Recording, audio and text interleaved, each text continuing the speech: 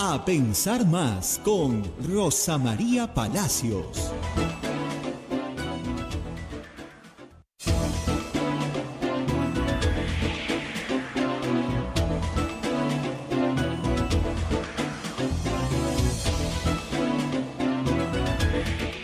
Señoras, señores, muy buenos días, bienvenidos a Pensar Más con Rosa María Palacios desde Radio Santa Rosa para todo el Perú y el mundo. Hoy día es 30 de junio del año 2023, estamos prácticamente cerrando el mes de junio y empezamos mañana el mes patrio.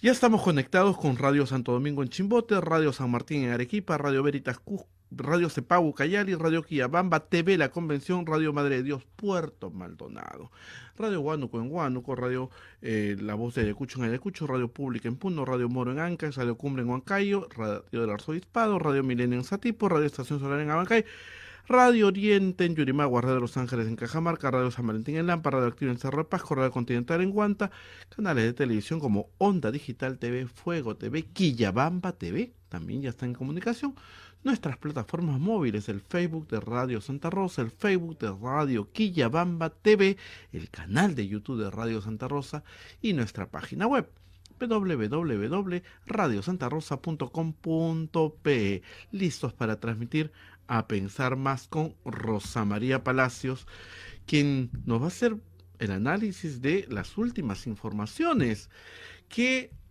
ha dicho el congresista José Balcázar de Perú Bicentenario. Ha hecho algo que ha conmocionado y creo que nos ha conmocionado a todos.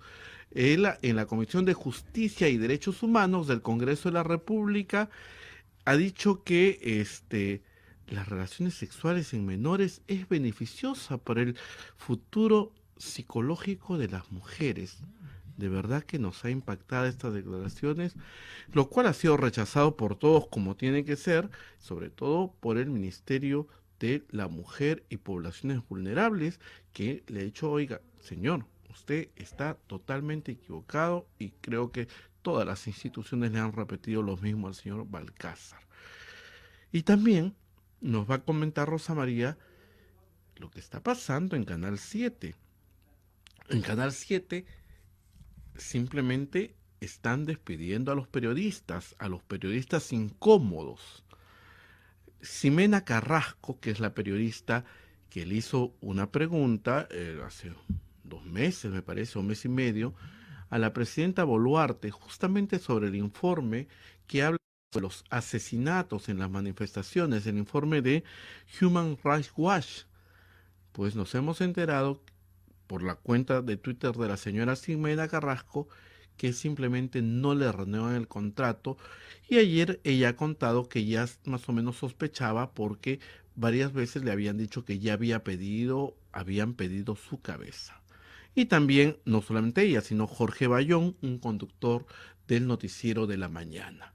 Y ayer la señora Carrasco ha dicho que no solamente un conductor, el señor Bayón, sino el productor general, el director de audiovisuales, el gerente general, el coordinador.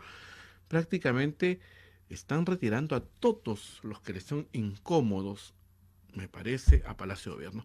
Rosa María nos comenta todo esto. Ha habido pronunciamientos de la Asociación Nacional de Periodistas del Perú.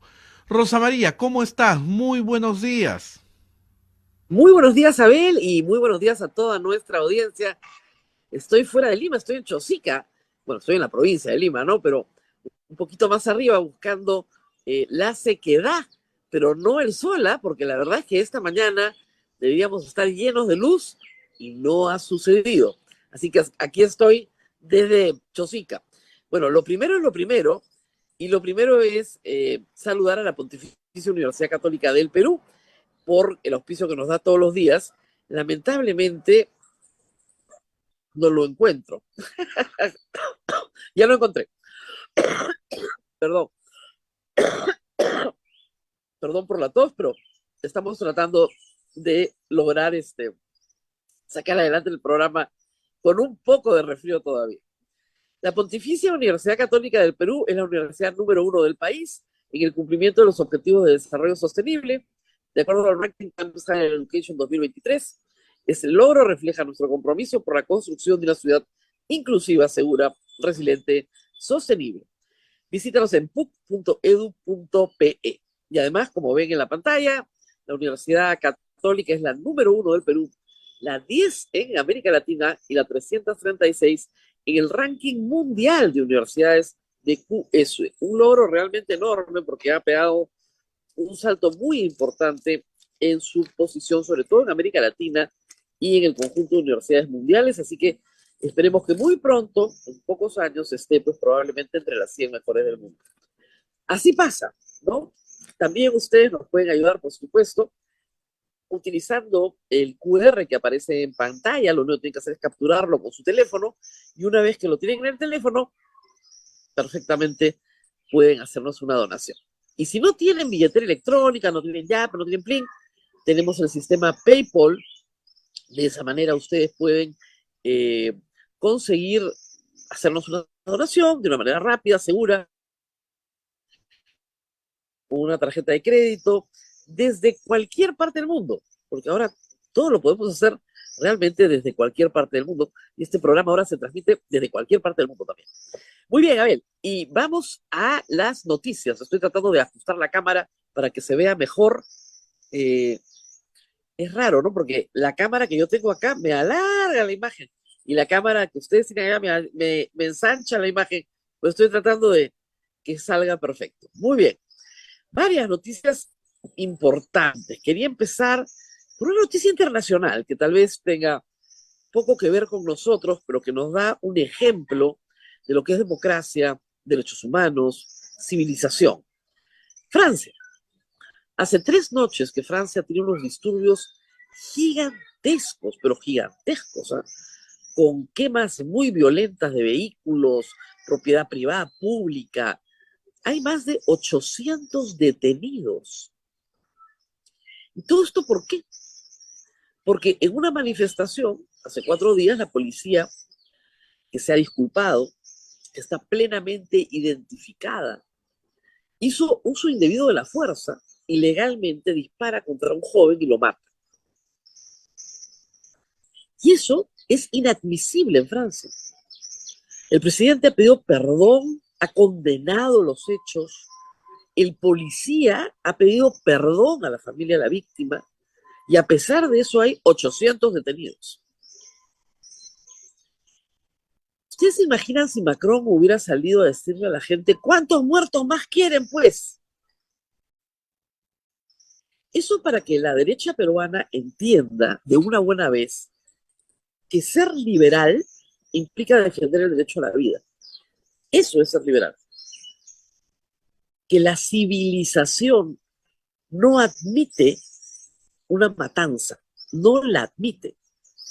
Que la democracia y el Estado de Derecho no admiten que la vida no valga nada. Hay 49 fallecidos en el Perú por proyectil de arma de fuego derivado de la acción del Ejército y la Policía Nacional. Y lo vamos a repetir todos los días hasta que nos parezcamos a Francia, un país civilizado, donde la gente protesta con absoluta violencia y la detiene, y la procesan, y la condenan. Acá escuchaba gente con educación, con acceso a una serie de bienes, con formación universitaria, algunos hasta con formación jurídica. Decir que la policía tiene derecho a disparar contra alguien que viene con una molotov en la mano. Eso es lo que he escuchado. Y que cuando estás en una manifestación donde la gente te tira piedras e incendia cosas, tiene que disparar, pues.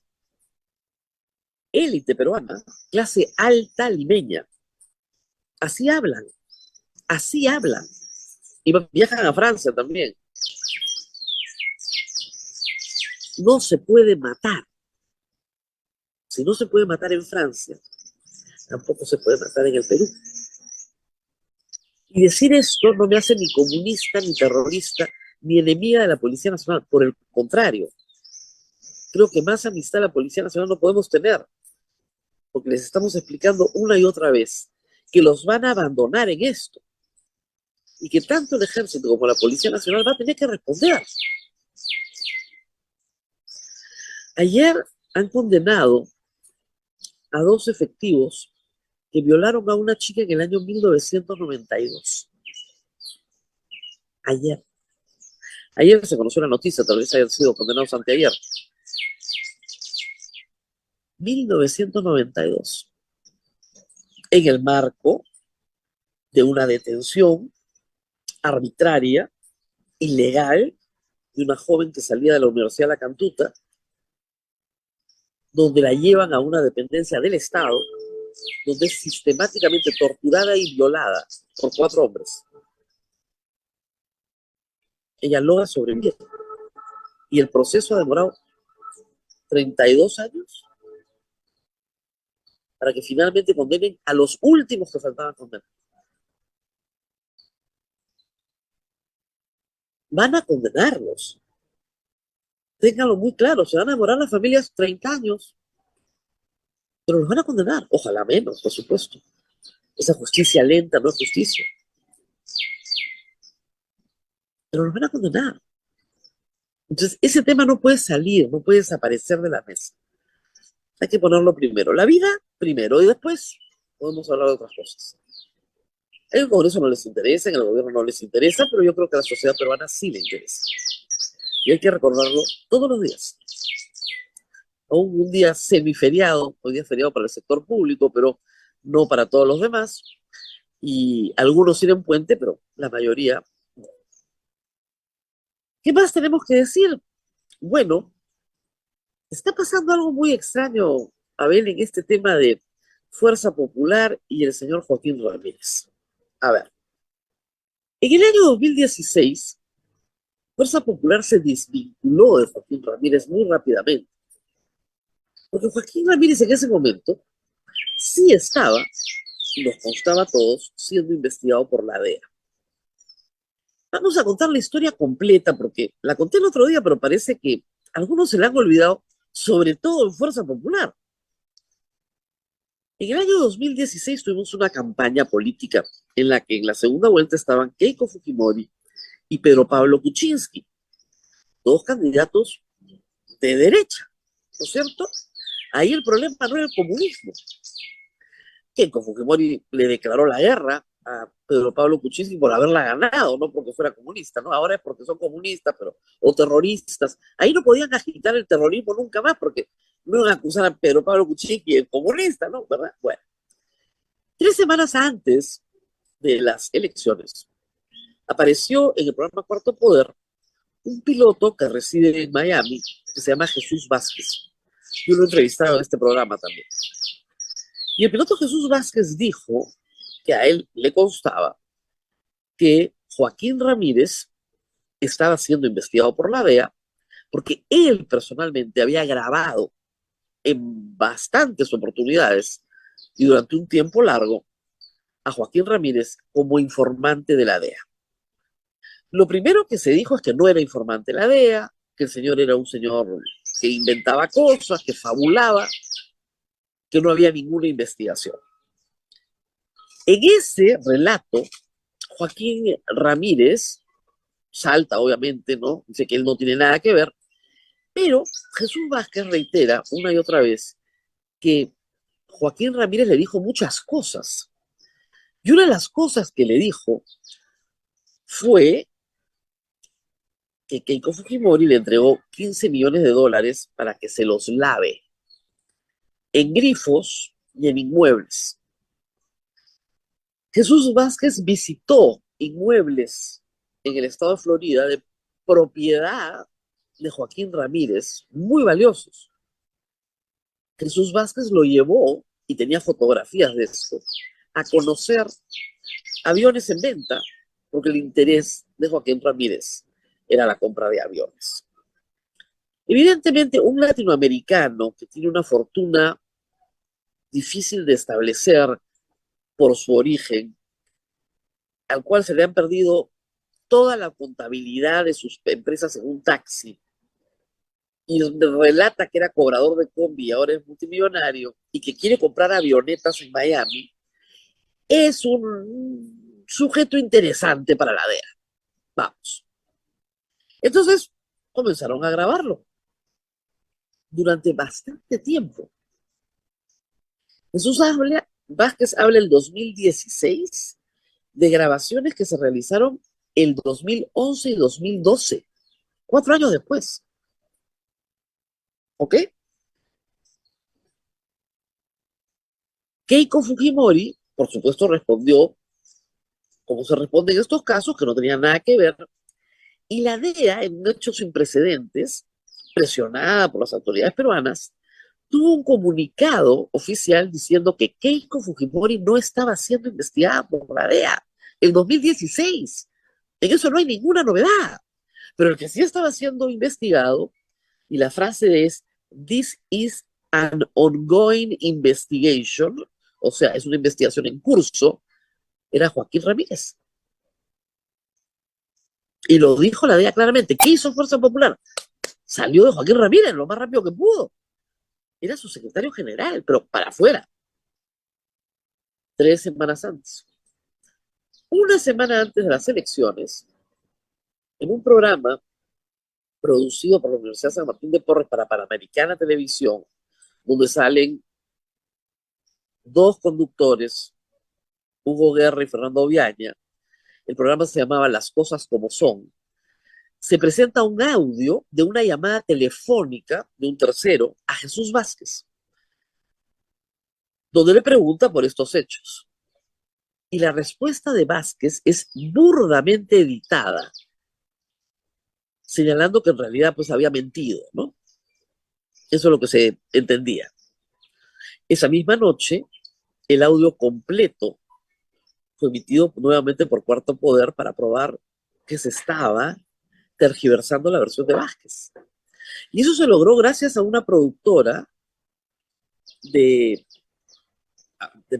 Panamericana, que luego fue productora mía también en la República, Mayra Albán, que confesó que le habían entregado un audio editado y que no era el audio original que tenía. Y que el audio lo había entregado Klimper, José Klimper. Klimper fue investigado por esto y se le exoneró de responsabilidad, pero también fue apartado inmediatamente del partido. Entonces, el problema no era el testimonio del piloto Jesús Vázquez. El problema de Keiko Fujimori fue que sus amigos, por tratar de ayudarla, la embarraron peor. Entonces, lo que parecía una maniobra montesinista la destruyó en la recta final. Si hubieran dejado las cosas como estaban, decían, hemos separado al señor Joaquín Ramírez, la señora Keiko Fujimori no tiene nada que ver con él, perfecto. Pero no. Y además, si no había nada en el testimonio de Ramírez, ¿qué necesidad había de hacer trampa, de tergiversarlo? La relación entre Joaquín Ramírez y el piloto Jesús Vázquez siguió en adelante desde el 2016. Él alega que le ofrecieron dinero por retratarse, que le mandaron a un tercero que se ha identificado. Lo cierto es que en 2018, la Fiscalía que investiga estos hechos de lavado de activos solicita formalmente al Departamento de Estado de los Estados Unidos que le envíen cualquier audio de esta relación, de estas investigaciones, donde se mencione 15 millones de dólares. Y el Departamento de Estado envía en 2019 un audio. La transcripción tiene 67 páginas, dura 6 horas, es pesadísima de leer, les digo, porque van desde el parqueo, desde cómo pagas, ¿no? El parqueo con el sticker o no, va y viene sobre muchísimas horas. Es una de 6 horas. El señor Vázquez dice que hay muchísimas más, lo cual aparentemente es cierto, y lo que es cierto es que el agente José, que tiene otro nombre, terminó preso, agente de la DEA, terminó preso, 12 años de prisión, por obtener información de objetivos de la DEA y chantajearlos vendiéndoles esa información. Está 12 años en prisión por cometer un delito federal. Ese es el mismo agente que trabajaba con Jesús Vázquez. Entonces, se han demostrado varias cosas. La primera es que Jesús Vázquez nunca mintió, sí era informante de la DEA. Jesús Vázquez sí grabó todo lo que le dijeron que tenía que grabar en su carro. Las grabaciones son dentro del carro y se nota claramente por la transcripción. Y Joaquín Ramírez le decía cosas increíbles. Puede ser que sea un fanfarrón y un mentiroso, ¿no? Puede ser.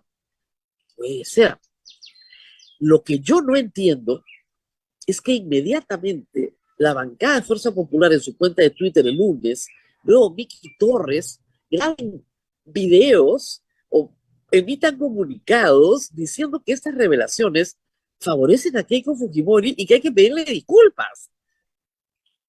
¿Disculpas de qué? No la favorecen en absoluto. Lo que dice Joaquín Ramírez es que la campaña del 2011, estamos ya en el 2012, costó 16 millones de dólares que no se fueron en publicidad, sino en pagarle a periodistas.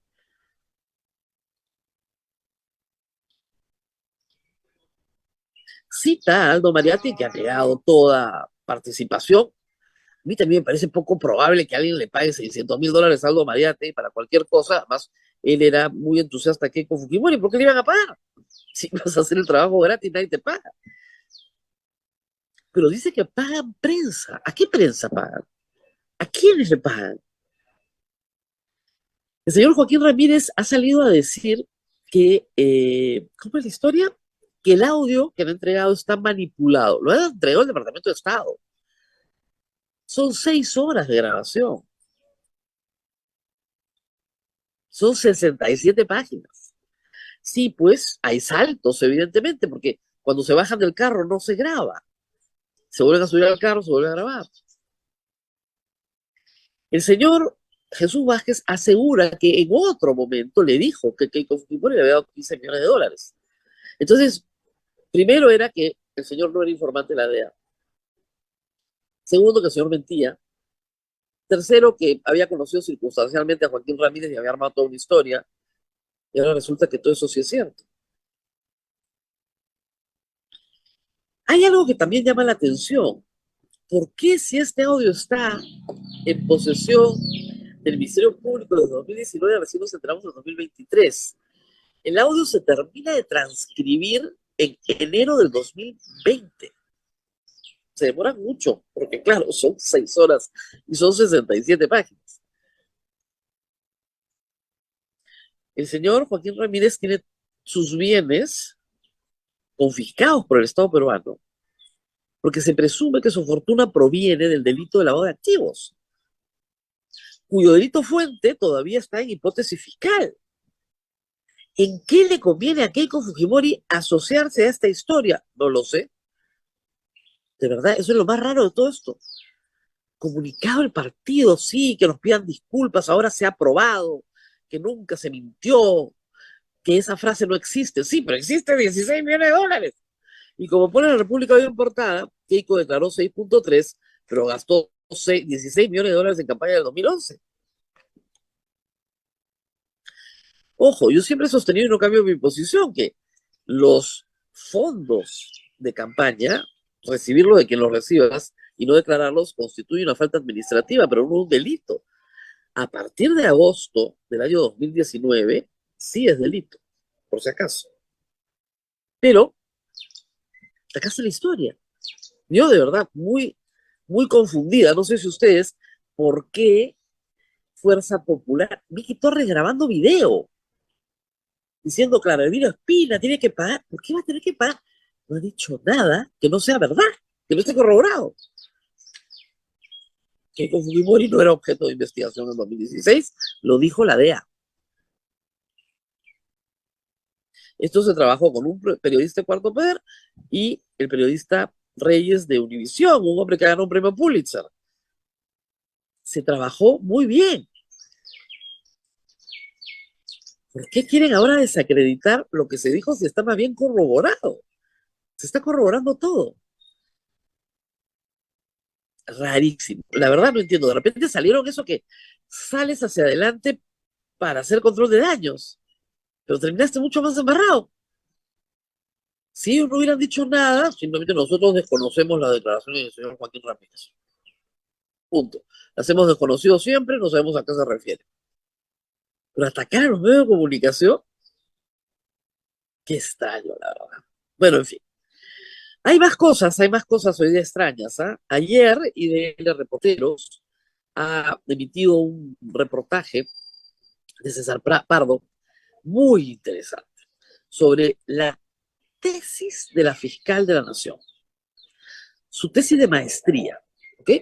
Pero en realidad esto es más misterioso, porque no es la tesis, es el grado académico. A ver, esta es la historia. En los 90, 94, 95, la actual fiscal de la Nación, que era bachiller de la Universidad de Lima y se había sacado el título profesional de abogado en la Universidad de Lima, esa es su universidad de origen, decidió seguir una maestría en la Universidad San Martín de Porres, lo cual está muy bien. Una maestría en Derecho Civil y Comercial.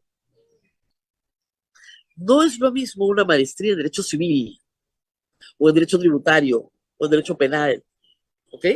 Una maestría en Derecho Civil y Comercial. ¿Por qué? Porque mezclas los temas civiles que tienen que ver con comercio, ¿ok? Civil y comercial. Este dato es bien importante. Estudia sus 4 semestres, no hace la tesis, como le pasa a muchísima gente, pero tiene sus estudios de maestría. Tiene una acreditación, pide su certificado, el certificado está en la nota también de los reporteros, y con ese certificado se presenta a la Universidad Alas Peruanas para inscribirse en el programa de maestría de Alas Peruanas y decir que le convaliden todos los estudios de la San Martín de Porres para sacar el título en Alas Peruanas. Y ustedes dirán, pero si igual tenía que hacer tesis, ¿por qué no se quedó en la San Martín? Que dicho sea de paso, tiene un poquito más de prestigio que Alas Peruanas, ¿no? Además ya estaba ahí. ¿Por qué la necesidad de cambiarte de universidad solo por la tesis? Si ya habías hecho los estudios.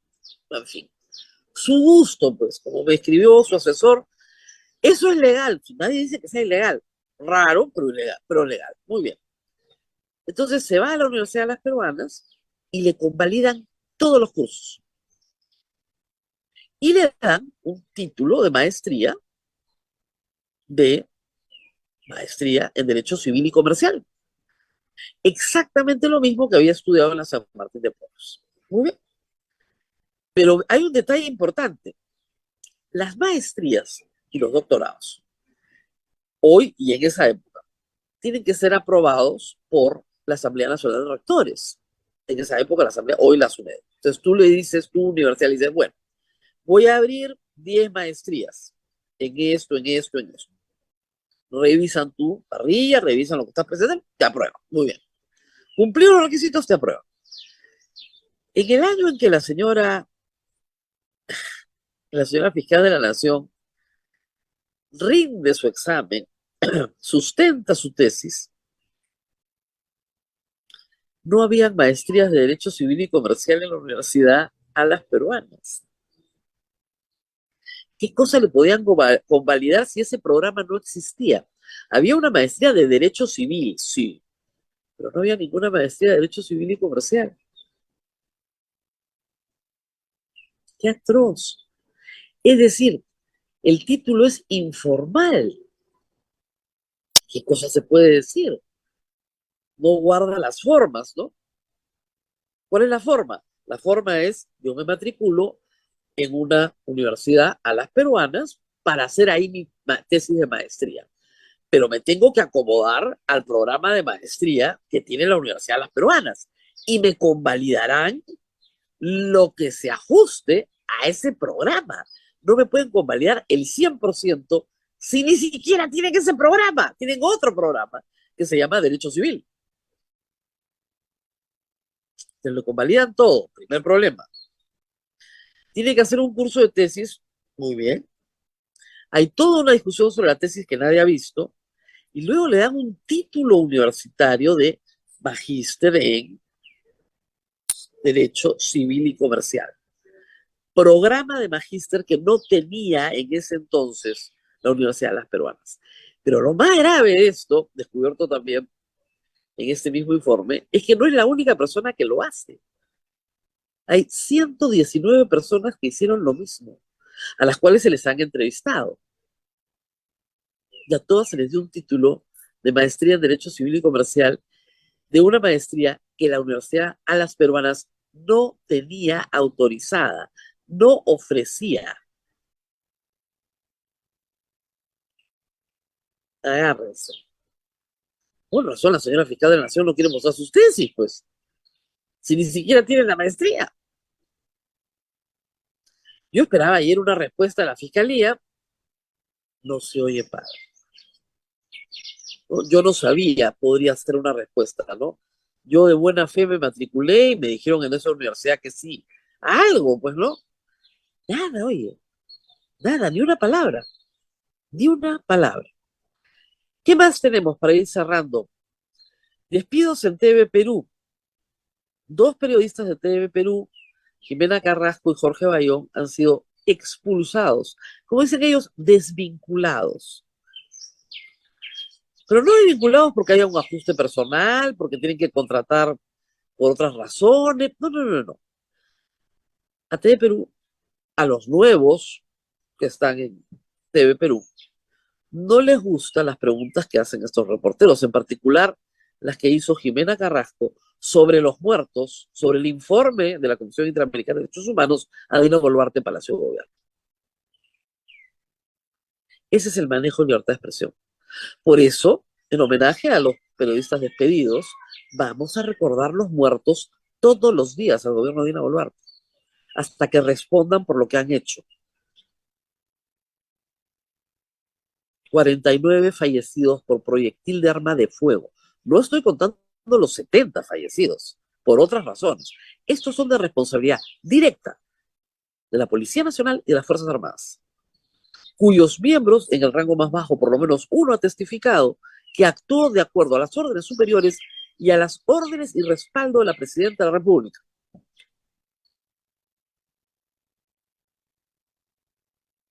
¿Qué podemos decir de una persona que dice cuántas muertes más quieren? ¿Es una declaración de culpabilidad? Vamos a seguir diciendo.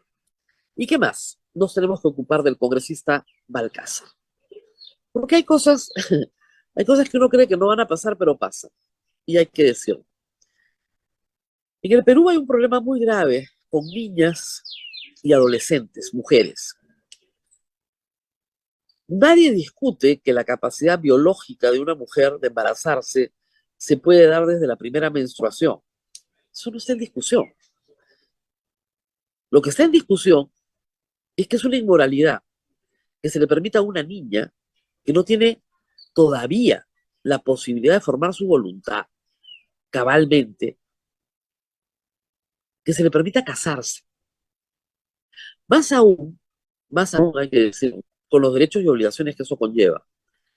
Más aún, cuando la mayoría de estas niñas, para la ley peruana, han sido violadas. Entiendas eso. Una menor de 14 años que está embarazada, menos de 14 años, se presume su violación, porque no tiene voluntad para consensuar un acto sexual. Y entre 14 y 18 años, discúlpenme, pero estamos hablando de una edad en la que se está formando recién la capacidad de discernimiento. Tan es así que la ley peruana no le da capacidad de ejercicio a los menores de 18 años. Es cierto que históricamente nuestro Código Civil exceptuaba el matrimonio con permiso del juez y permiso de los padres para menores de edad, y las edades han ido cambiando, pero lo que se está discutiendo es tratar de impedir el matrimonio infantil, que lamentablemente se realiza entre hombres mayores y niñas. Esto debería generar algún nivel de seriedad en el debate. Pero el congresista de Perú Libre, el congresista Balcázar, el congresista que presidió la comisión que nos dio el Tribunal Constitucional que tenemos hoy, a él le parece muy bien. Dice que contribuye a su desarrollo psicológico que las niñas tengan relaciones sexuales muy jóvenes y que hay que dejar que se casen. A ver, tienes el pedacito para que ustedes juzguen solos, ¿no? No sé. ¿Tenemos Sí, el video? A ver, vamos a escuchar lo que dijo el señor escuchemos. Balcázar en la Comisión de Derechos Humanos, de Justicia y Derechos Humanos. Adelante. Justicia, imagínense. Agregar acá de que en realidad no se trata aquí tampoco de oponerse a un proyecto de esa naturaleza, sino que cuando usted ha leído ahí, dice el proyecto prohíbe el matrimonio o que el matrimonio debe ser de 18 para arriba, ¿no? Pero resulta que el matrimonio en el Perú se ha vuelto disfuncional totalmente. Hoy la gente no se casa, todos son uniones de hecho. Desde los 14, como decían, ya están embarazadas las chicas. Entonces, con la ley queremos que prohibir solamente a aquellas personas que resultan embarazadas siendo menores de edad. Queremos impedir eso, pero ¿cómo? Si el sexo lo mantienen más allá de lo que se ha dicho aquí, de que algunos casos los padres lo venden a las chicas en la selva, etcétera. Pero la gran mayoría de aquí, de las ciudades grandes, las uniones de hecho son tempranas. Las relaciones sexuales son tempranas y la medicina legal, los que han estudiado saben perfectamente que mientras no haya violencia, las relaciones sexuales tempranas más bien ayudan al futuro psicológico de una mujer, eso está estudiado. Entonces, el problema es cómo prohibir más bien el embarazo. Bueno, pero para ese programa después de la píldora, etcétera, falta de educación sexual allí. Pero yo digo, matrimonio, pero si el matrimonio es disfuncional, ¿por qué no de el proyecto, por qué no ha agregado que diga no solamente el matrimonio, sino las uniones de hecho? ¿Y qué hacemos con las personas que ya tienen hijos y que están conviviendo sin violencia, siendo menores de 18 años y no tienen conflicto con nadie?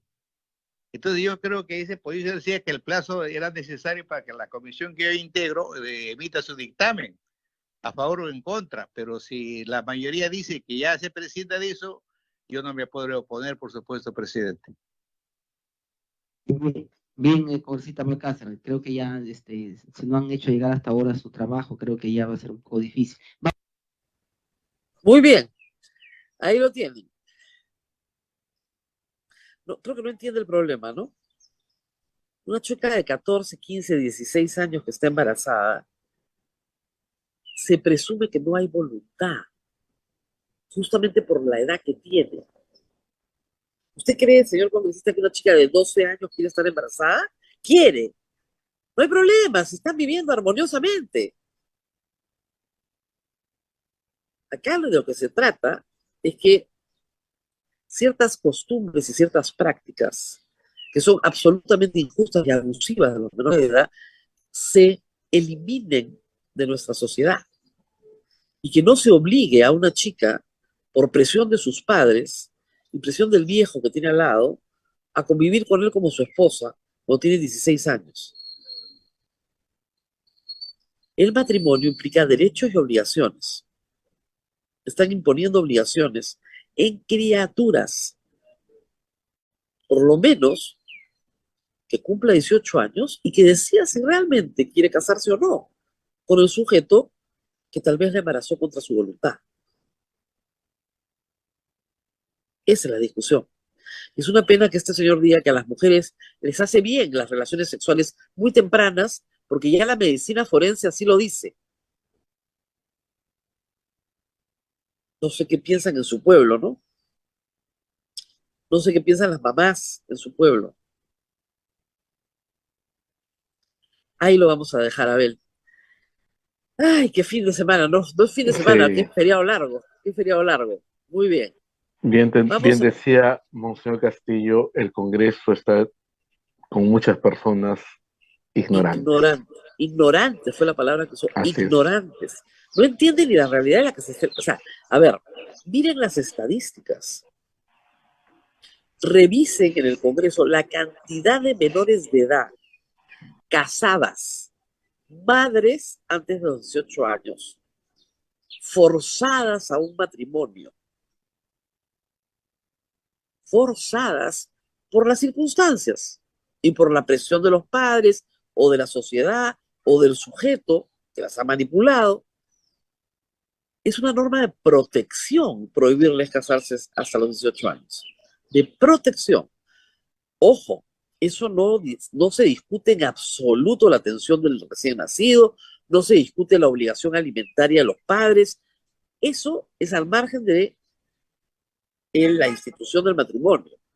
Acá lo que estamos diciendo es no puedes forzar un matrimonio del cual no vas a poder salir después,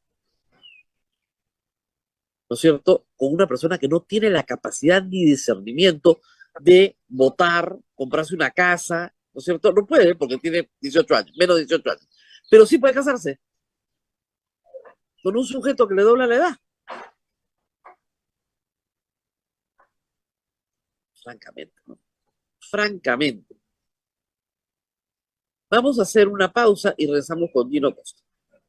Volvemos, Rosa María, vamos a la pausa. A pensar más, son las 8 de la mañana con 43 minutos. Rosa María ya se encuentra con nuestro invitado, el doctor Gino Costa, exministro del Interior. Adelante, Rosa María. Así es, vamos a hablar de seguridad, por supuesto, pero primero agradecer a Gino Costa que esté esta mañana con nosotros y preguntarle por su asistencia a la marcha el sábado pasado. Lo vimos entre los asistentes. ¿Qué hacía ahí? ¿Qué cree que debe hacer la gente? ¿Salir o no salir? Algunos no salen porque la convocatoria incluye temas con los que no están de acuerdo, como usted, como reponer en la presidencia a Pedro Castillo. Cuéntenos un poco de su participación en este acto el sábado pasado. Buenos días, Rosa María, gracias por tu invitación. Sí, en efecto, yo estuve en la Plaza San Martín el sábado pasado. Recibí la convocatoria de un grupo de estudiantes y me pareció que era lo que correspondía, ¿no? Era la semana en que se acababa de destituir a la exfiscal de la Nación, Zoraida Ábalos, aprobar la eliminación en la práctica de la colaboración eficaz, una barbaridad que esperamos que no pase, sea observada esa ley por la Presidenta de la República, y se había acabado pues con el principio fundamental meritocrático en la carrera magisterial, que es que, digamos, ingresa a la carrera probando que estás calificado para, y no gracias a que tienes ya 3 años enseñando, sin haber demostrado que lo estás haciendo bien, ¿no? Entonces, en ese contexto, me pareció que había llegado el momento de hacer algo más que regañar y expresar mi insatisfacción por las redes sociales. Claro.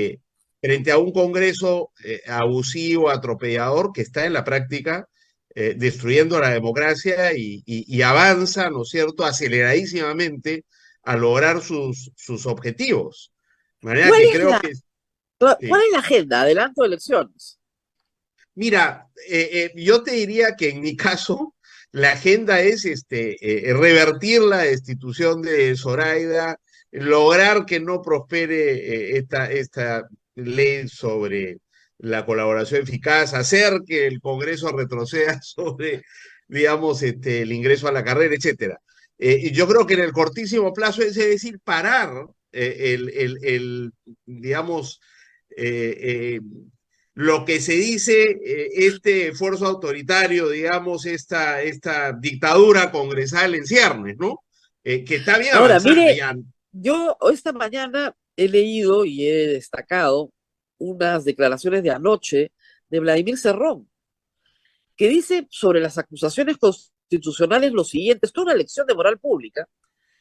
Todas las acusaciones son chivos expiatorios. En realidad el Congreso es el campo político donde se ajustan intereses desde diferentes ángulos. Si eso no se entiende en la política, está muy mal, pues. O sea, las acusaciones constitucionales están hechas para ajustar cuentas.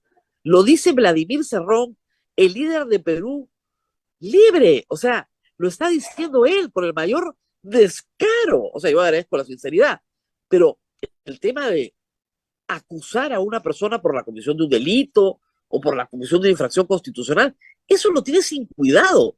Estos son chivos expiatorios todos para que podamos ajustar nuestros intereses políticos. Es lo que ha pasado con Zoraida Zoraida Ábalos.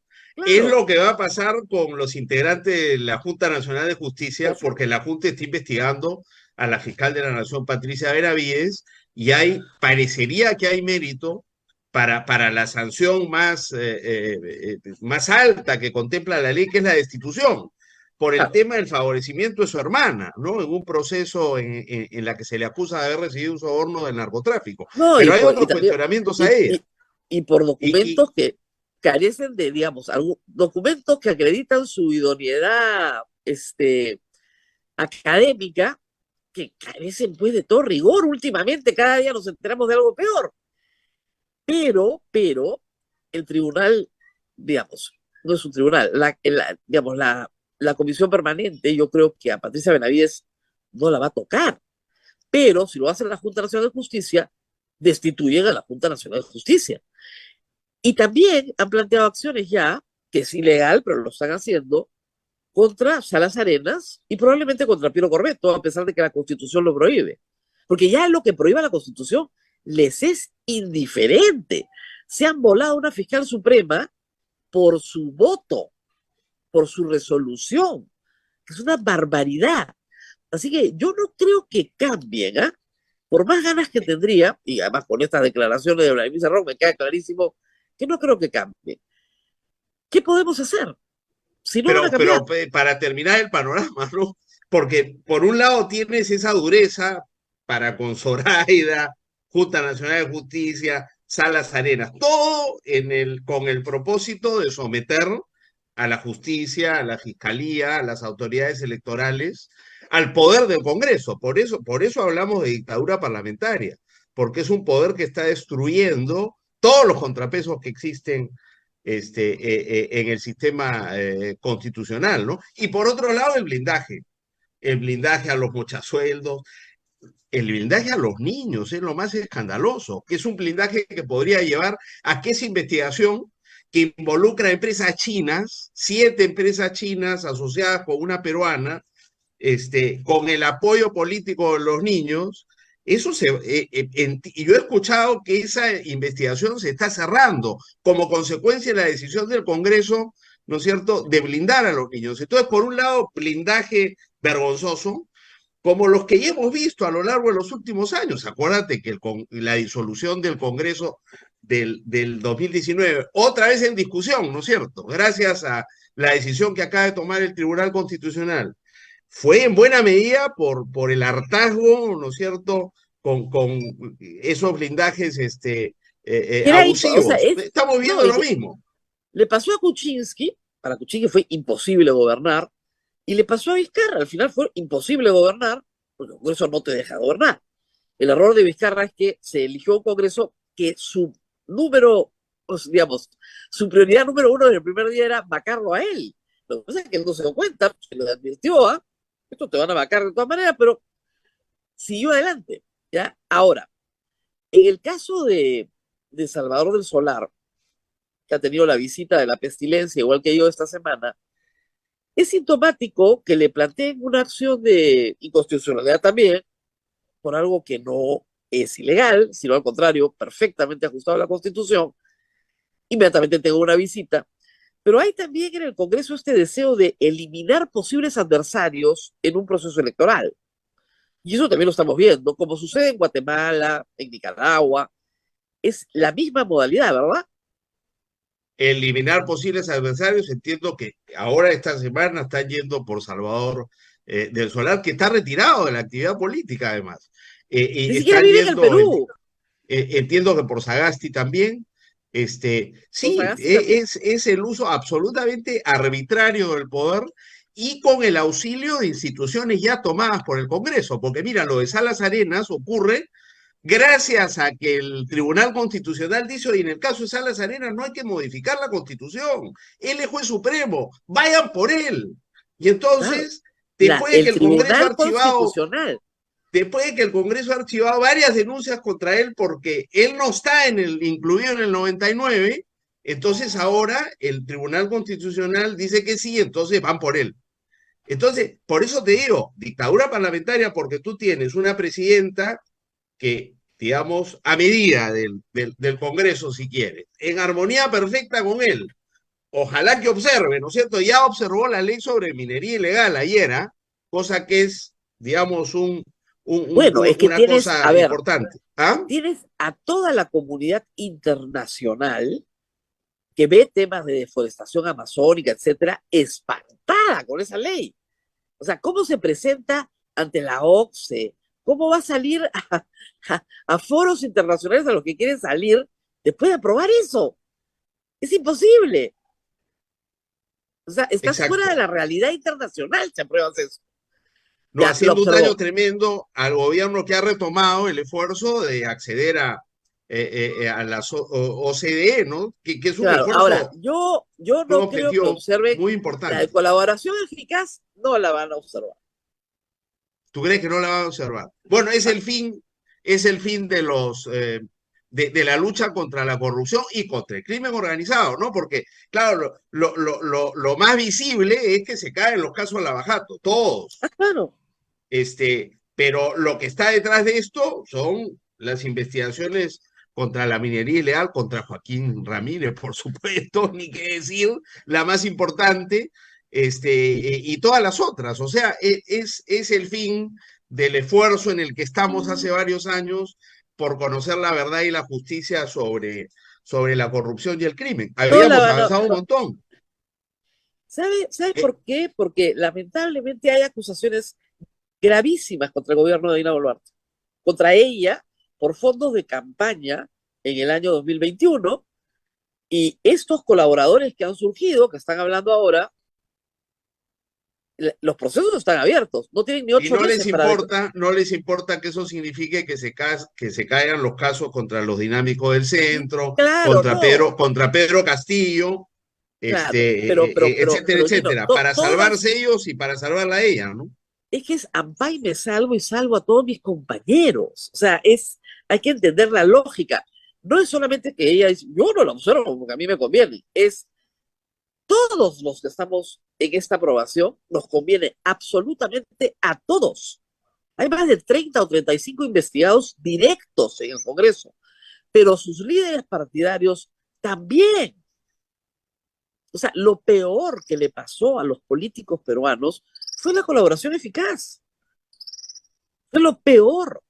La colaboración que nace a partir de Nuevo Siglo con los procesos Fujimori y Montesinos, esa colaboración es la que hay que destruir.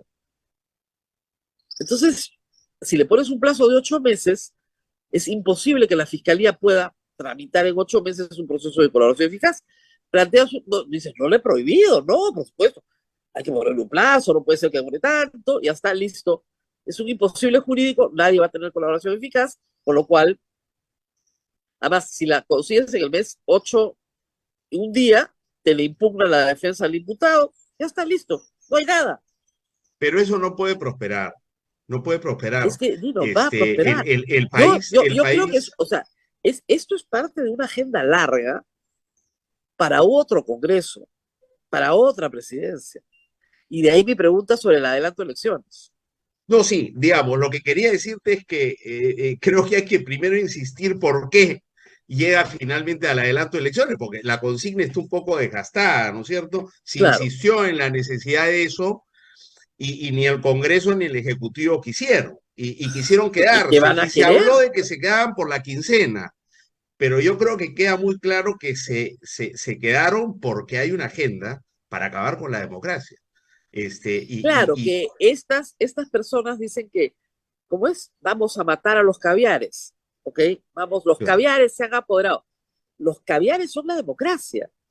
Si ustedes tachan la palabra caviar y ponen democracia, es exactamente lo que están haciendo. Es una democracia sin duda muy imperfecta, ¿no?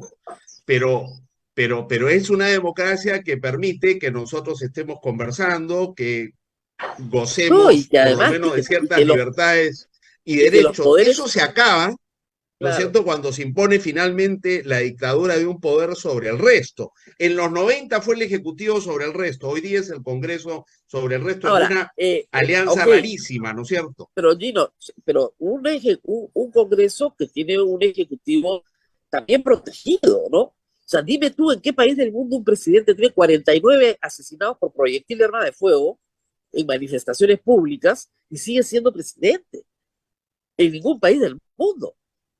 Mira tú O lo sea, que está ocurriendo en Francia. Es decir, lo han que hoy día, matado a un muchacho de hoy, 17 años y el país está encendido, las calles están llenas y el no, y presidente además, es el primero en condenar ese... no solamente condenar, identificar al policía. El policía pidió perdón, ha señalado que fue un error. Está perfectamente identificado el policía, el acto.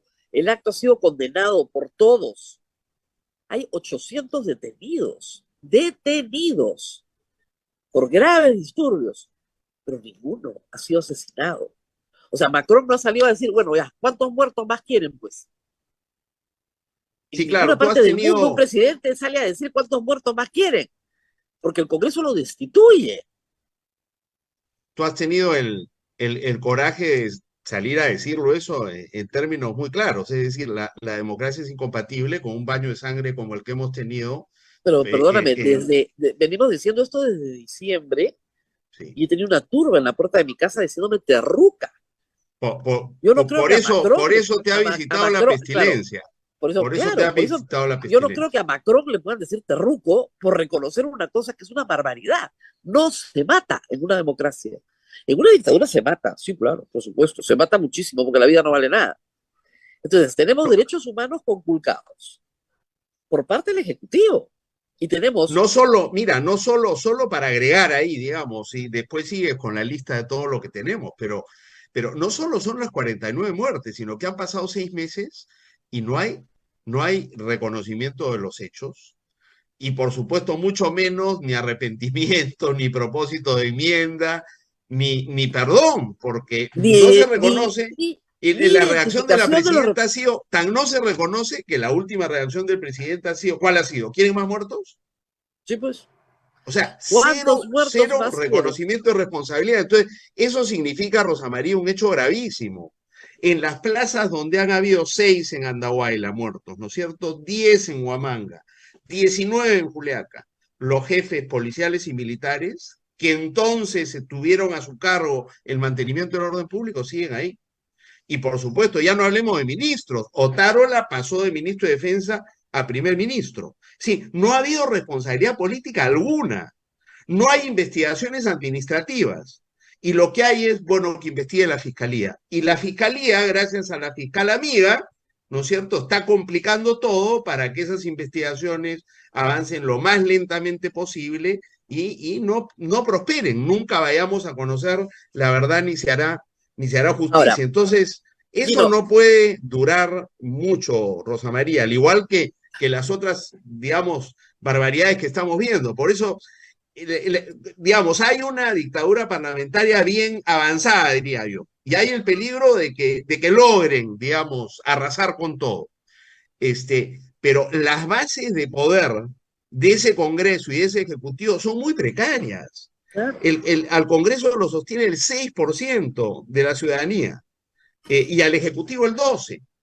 Entonces, esto es muy precario. Yo no veo que esto vaya y durar hasta el 2026, ni pueda durar, yo ni tampoco se lo vaya a creo. consolidar. Espero que sea la ciudadanía en las calles, ordenada, pacífica y democráticamente, la que se exprese y obligue a que esto se detenga y se revierta. Y ¿Qué creo le que dirías sí, la a los que te salida. dicen, yo sí quiero salir, pero eso de que la consigna sea castigo o reposición, de ninguna manera, porque es un golpista, y tiene toda la razón, porque se mezclan las consignas en las calles, ¿no? Lo que no hay es un comando unificado, si tú quieres por Así ponerle un es. nombre, ¿no? Entonces, yo tuve ese dilema y yo dije, oye, ¿qué hago? Bueno, yo tengo mi propia razón para salir a la calle y salgo con esas banderas, parar los atropellos del Congreso, ¿no es cierto? Y eventualmente, claro, cuando ya en la calle te dicen, pero ¿cuál es la salida? Bueno, la única salida posible, pues, es el adelanto de elecciones, la única salida democrática, porque por Democrático. otro lado tú tienes los castillistas y la izquierda que dicen, no, y a mí me agredieron verbalmente varias señoras ahí en la plaza. Si usted está hablando a nombre de los protestantes, ¿por qué defiende el adelanto de elecciones? Nosotros, me dicen, no estamos acá por el adelanto, queremos asamblea constituyente. Yo le digo, hable por usted, yo estoy hablando por mí. Así Entonces, es, en lo siento efecto, mucho. hay esta confusión de agendas, pero yo creo que si los demócratas le regalamos la respuesta ciudadana en las calles a los castillistas, por ponerlo de alguna manera, o a la izquierda que cree que la única solución es una asamblea constituyente, también a su medida. ¿No es cierto? Porque Claro, esa asamblea constituyente con representación de este tipo, y no es una asamblea constituyente democrática donde todos participan con el mismo derecho, no, no, es una asamblea constituyente con representación, digamos, por sectores sociales, diseñada a la medida de la izquierda que quiere un cambio como el que hizo Chávez en su momento en Venezuela, ¿no? Y llevarnos por ese camino. No es mi camino. Pero la pregunta es, entonces, ¿cómo hay esa gente en la calle ya? Nosotros nos quedamos encerrados y le ganamos, digamos, la protesta y el rechazo a este Congreso y a este Ejecutivo, ¿se lo dejamos en manos de esta gente que ya está protestando o salimos a la calle con nuestras propias banderas? Yo creo que esto es lo que hay que hacer. bueno, y aquí ya salió el sol, así que está un poquito más caliente, pero amaneció muy frío, ¿ah? Para hacer Chosica, pero a los que quieran venir, vengan, porque siempre sale el sol, no tiene pierde. Y estamos con Gino Costa hablando de la situación política del Perú, y yo le planteaba el tema de la moral de la policía hoy, de ese policía que está en Puno y que sabe lo que pasó, o el que está en el Cusco, que sabe lo que pasó y sabe quiénes son los que estuvieron, y sabe que los van a identificar tarde o temprano. Hoy día todo está filmado, es mucho más fácil identificar, tarde o temprano se va a conocer. Tenemos juzgamientos que ocurren muchísimos años después cuando se trata de crímenes de esta naturaleza. Así que de lo que sabe, de lo que ve, ¿cómo debe andar la moral de la policía hoy? Yo creo que mal, eh, lo que hay es una brecha inmensa entre la ciudadanía y la institución policial, ¿no? Así La es. desconfianza en la policía es muy grande, por lo que tú dices, porque la gente sabe que, a ver, hay gente que cree que es lo que yo pensé inicialmente cuando escuché las noticias. Bueno, si hay muertos y la violencia, la protesta es muy Claro. violenta, entonces vamos a ver la evidencia que demuestre que en efecto esos muertos son el resultado de la reacción policial a la violencia que ponía en peligro a los policías o a Claro, terceros, porque acuérdate que la ley dice, oye, hay una situación excepcional en la que la policía, de acuerdo. digamos, esfuerzos de control de multitudes como esto, podría utilizar la fuerza letal. Son excepcionales, es el último recurso, pero si está en peligro su vida, normalmente hay una Gino, pistola. he leído esa ley en este programa, no sé la cantidad de veces, le he puesto en claqueta, en el programa de la República, una y otra vez lo he explicado al público. Peligro real e inminente para su vida y la de terceros. Una y otra vez, peligro real e inminente. Hemos visto los videos y hay gente que le han disparado parada mirando. Por eso te digo, lo que se hace entonces es un oficial seguramente tiene un revólver, pero que la policía salga con varios de sus efectivos con arma de fuego de guerra y la use en escenarios distintos que los escenarios de confrontación, porque se dijo, mira, la confrontación más intensa ha sido en la toma en los aeropuertos, pero hemos visto después las imágenes que fuera del escenario de confrontación en los aeropuertos tú tienes militares y en Huamanga, perdón, policías y en Huamanga militares Militares. disparando con armas de fuego a civiles, digamos, que no representan ninguna amenaza, que no tienen ni siquiera una piedra en la mano. Entonces, eso es, y por eso, digamos, los informes de los organismos de derechos humanos nacionales e internacionales son tan uniformes en señalar que esto es gravísimo. Algunos hablan de ejecuciones sumarias, por supuesto, los otros de masacre, ¿no? Porque no es, digamos, excesos en el uso de la fuerza en una confrontación muy violenta, no, es una respuesta, digamos, abusiva y Además, prepotente y no es, absolutamente criminal. claro, se entiende, por ejemplo, lo de Francia se entiende, es un policía asustado, se le escapa el tiro, identificado plenamente, pide perdón. Acá estamos hablando de casi 3 meses, distintos escenarios, y en cada escenario horas de confrontación, horas de horas, 6, 7 horas de confrontación. Eso te indica órdenes. Eso no se puede hacer porque el policía se puso nervioso y disparó. Eso no es un error de criterio de un policía, esas son órdenes. Y eso es lo que se está discutiendo acá. Ahora, frente a eso, ¿cómo crees que queda la policía hoy? Porque, mira, las últimas marchas en Lima en febrero, yo he estado con periodistas, Paolo Lugaz, entre otros, que fueron gaseados, sin hacer absolutamente nada, caminando en la avenida Grau, gaseados. El alcalde de Lima dijo que estaba prohibido pisar la Plaza San Martín, por sí ante sí, porque eso es inconstitucional, pero en fin.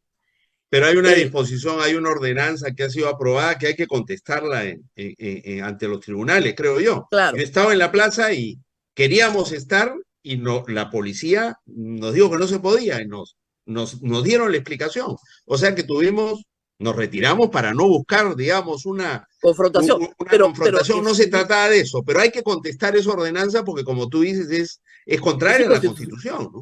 Y además ya hay un precedente del Tribunal Constitucional diciendo que eso es inconstitucional. Ahora, con este Tribunal Constitucional capturado, cualquier cosa puede ser, ¿no? Pero por eso creo que nadie plantea una acción, porque todos sabemos lo que va a responder el Tribunal Constitucional. Que no yo creo que hay que plantearla. Yo creo que hay que dar batalla en todos los terrenos. Sí, hay que dar batalla, pero el Tribunal Constitucional va a decir que no tenemos derecho a protestar. Eso es lo que va a decir este Tribunal Constitucional. Su presidente ha dicho que solo se disuelve el Congreso cuando así lo desea el Congreso. Claro. Ya después de eso nos retiramos, pues, ¿no? ¿Qué vamos a hacer? Que hay que perseguir al presidente del Jurado Nacional de Elecciones. Eso lo ha hecho el Tribunal Constitucional. Que los congresistas tienen iniciativa de gasto. ¡Qué bestia! Ya, pues después de eso ya han convalidado que el Congreso cambie por ley la cuestión de confianza. Por ley, han codificado la Constitución. Y ahorita viene lo de los viajes de la presidenta. Por supuesto que la van a dejar viajar. Modificando inconstitucionalmente, da lo mismo el Tribunal Constitucional que tenemos hoy, que siga emitiendo estas resoluciones, porque a ver si se les puede remover por falta grave cuando regresemos a la democracia. Es una barbaridad lo que están haciendo. Pero bueno, en todo caso, no los gasearon, los dejaron caminar. ¿Ha habido un cambio de actitud, tú crees, en la policía este sábado último? Yo creo que eso no basta, que para que, digamos, se inicie un proceso de recuperación de la confianza ciudadana en la policía tiene que hacer cambios de fondo. No puede ser que frente a los sucesos que llevaron a la muerte de Brian y Inti en noviembre del 2020, la investigación policial haya sido archivada sin responsabilidad alguna de nadie. Ya olvídate de la investigación fiscal, no. La investigación administrativa es muy importante. La penal establece responsabilidades penales, pero la administrativa establece si el comportamiento fue adecuado a las normas internas. Entonces, es una responsabilidad de distinto tipo, pero son procesos que deben llevarse a cabo simultáneamente. Tú no puedes decir, estoy investigando a la fiscal, está bien, la responsabilidad penal y la administrativa, la policía actuó de acuerdo a las normas que regulan el funcionamiento de la institución, y en el caso de noviembre del 2020, la policía ha dicho que sí y cerró la investigación. ¿Qué cosa va a decir si hay investigaciones de las que no conocemos en relación a su comportamiento en Andahuaylas y Juliaca y etcétera? Va a decir lo mismo. Entonces, si no hay un cambio, y ojo público, ojo, agrego, acaba de sacar un informe donde, digamos, ha revisado las denuncias por el uso excesivo de la fuerza en Inspectoría General de la Policía en los últimos 5 años. Y hay 14 denuncias por uso excesivo. 14 nada más. Y no hay ningún resultado. Entonces, tenemos una institución, ¿no es cierto?, que está convalidando el accionar impune de sus efectivos cuando hace el uso de la fuerza, porque en algunos casos se puede justificar, en otros no ha habido, digamos, en fin, pero acá la institución no quiere ver, y está, al no querer ver y al no querer investigar, está dando luz verde, ¿no es cierto?, para la actuación impune, prepotente y arbitraria de sus efectivos. Si no cambia esto, yo no veo que esa confianza perdida por la ciudadanía en su institución pueda cambiar. Entonces, el punto de partida tiene que ser eso. Y eso, digamos, no va a ser fácil, revertirlo va a requerir, yo creo, condiciones políticas distintas. Un nuevo gobierno y un nuevo gobierno que tome, digamos, medidas también drásticas en el comando policial para que la policía, digamos, entienda que no puede existir una policía en un Estado democrático comportándose de esa manera. Ahora, yo la verdad, no entiendo la racionalidad de esas órdenes ni del gobierno. Perfectamente podían detener. De hecho, siempre pongo el ejemplo de Ica. En Ica se detuvo, se juzgó, se condenó en procedimientos acelerados, con reconocimiento de culpas. Y paz social, 15 días después tenías paz social. Acá no, acá se metió bala. Y hasta el día de hoy no hay paz social en Puno, no hay paz social en Arequipa, Cusco, Andahuaylas, todo el sur está listo para salir a protestar otra vez. Yo no entiendo la racionalidad. Me imagino que la racionalidad ha sido, oye, con 2 muertos, en noviembre del 2020 retrocedimos y se cayó Merino. Eso no Claro, nos va a volver a pasar. Pero de claro. ahí a salir a matar por matar, ¿no? Para aquietar la protesta, error garrafal, porque no aquietaste nada, Nada. creaste una brecha inmensa con la ciudadanía y lograste que la agenda de los protestantes, Castillo y su gente, que estaban derrotados por un Claro. autogolpe de responsabilidad exclusiva de él, como consecuencia de las investigaciones anticorrupción que lo llevaron a esta medida desesperada. Es decir, derrotado, lo ubicas en una situación en la que ciudadanía empieza a ver con simpatía y termina viendo con simpatía todas las banderas de la protesta. La de No, además, es increíble, Pedro Castillo dando un golpe de Estado, tiene 30% de popularidad. O sea, la gente considera que su gobierno, en más del 50%, fue mejor que el de Dina Boluarte. ¿Cómo Exacto. puedes, después de haber dado un golpe de Estado? O sea, yo Dina Boluarte renuncio al día siguiente, la vergüenza. O sea, ¿cómo es posible que puedan considerar que un golpista es mejor que yo? Porque, claro, el Yo creo golpista no que mandó a matar gente. eso ha sido el resultado de la respuesta, ¿no es cierto?, del gobierno de Dina Boluarte y del Congreso, porque estaba claro que tenía que haber una salida a través de adelanto de elecciones. Todas las encuestas consistentemente a lo largo del 2022 indican que si se va a Castillo, por angas o por mangas, la salida es adelanto de elecciones. Entonces, lo Ahora, primero que hace DINE es juramentar hasta el 2026. Es decir, sí, sí, sí. olvídense las elecciones.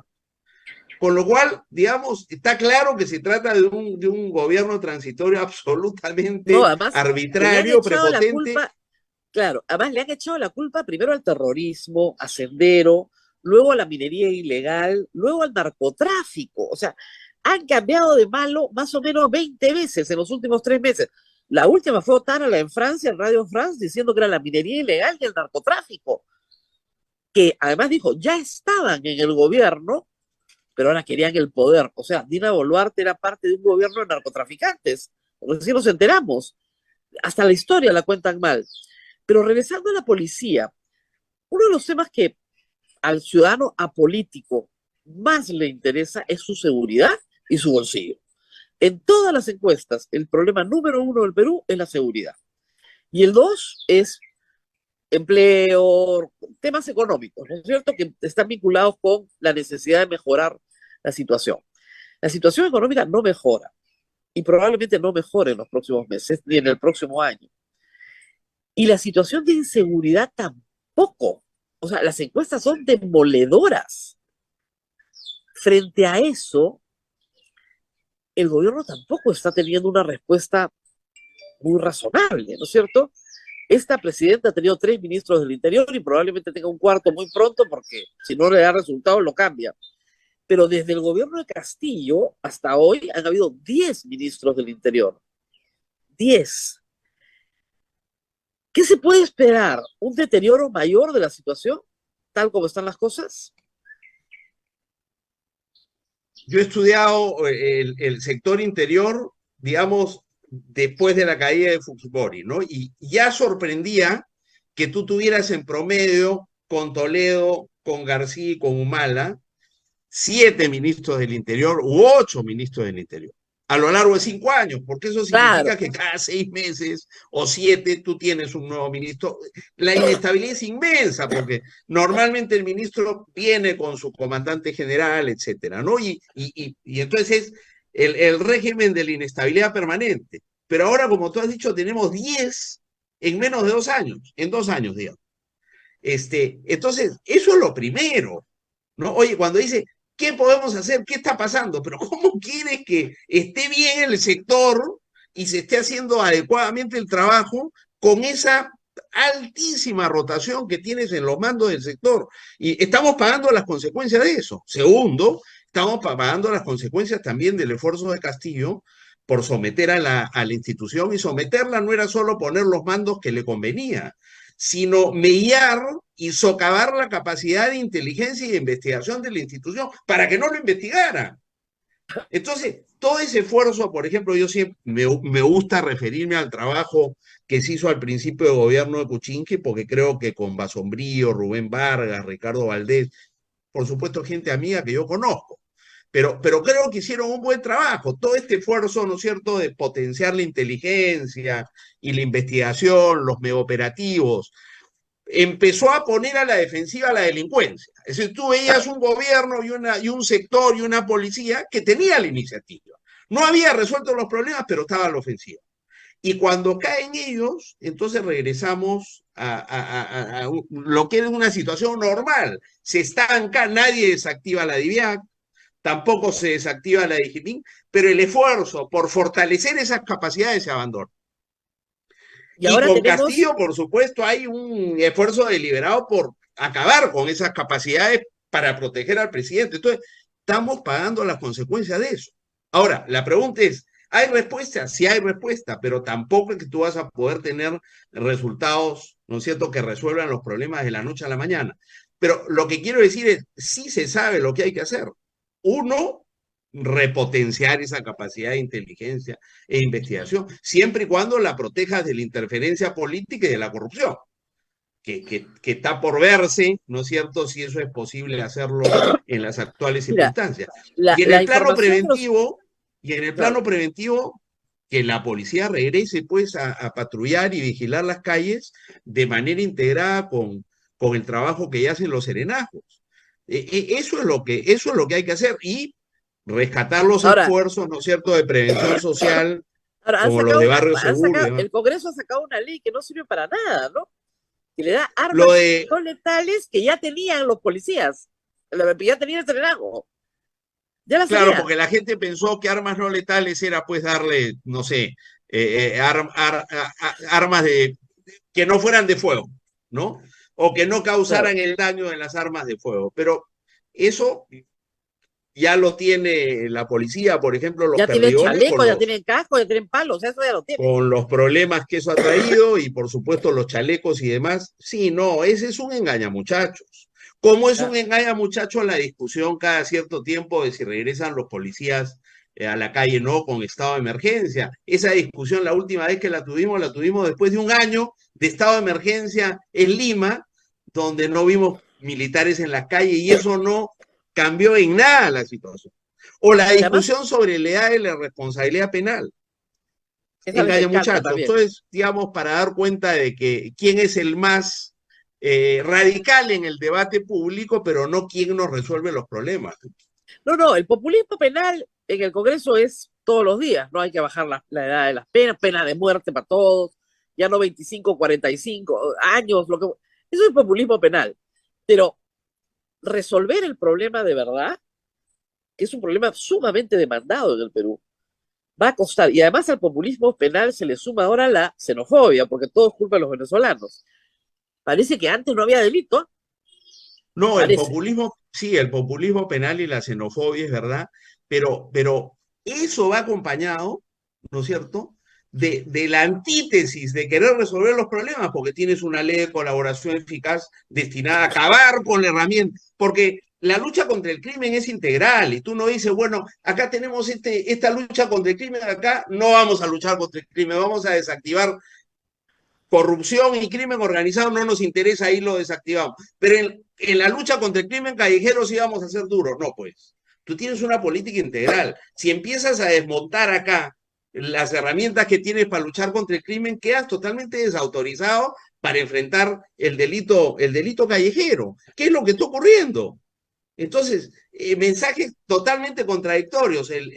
Las fuerzas políticas que quieren mano dura son las que están actuando con mano blandísima frente a la Claro. corrupción y el crimen. Muy bien, Gino Costa, muchísimas gracias por haber estado esta mañana con nosotros. Abel, nos tenemos que despedir, ya son las 9:25. No es feriado, pero para algunos sí, para el sector público. Así que a los que disfrutan del feriado lo disfrutan y a los que trabajamos, trabajamos. Muy bien, nos vemos muy pronto. Gracias a Gino Costa. Gracias, Rosa María. Así es, Rosa María, nos vamos ahora sí, hasta el día lunes a las 8 de la mañana. Cuídate mucho, Rosa María. Chao, nos vemos. Chao, chao. Hasta aquí, A Pensar Más con Rosa María Palacios.